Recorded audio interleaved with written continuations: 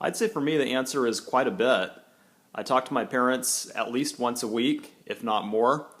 I also try to visit them at least 3 or 4 times a year. They still live in Lawrence, Kansas, which is where I grew up.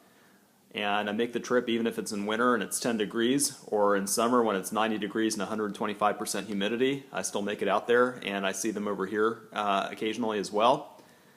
And the last 4 Christmases I've spent at my brother's place in DC, so I'd say for me the answer to that question is often.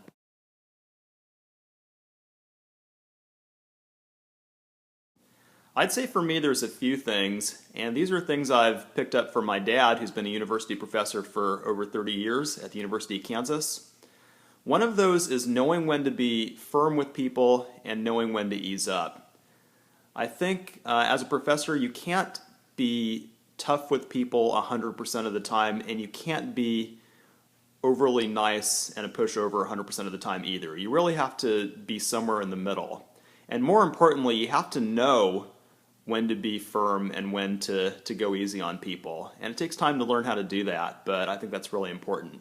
Another thing is accountability, taking responsibility for how things go in your classroom. I mean, when I have a bad day in class, I think I've gotten good about not blaming others or making excuses, not blaming my students, not blaming the schedule or the weather or the Niners losing the Super Bowl. I look to myself and I look in the mirror and ask, what did I do and what could I do differently? I think you have to do that before you can actually change things for the better. Another thing is authenticity, being yourself.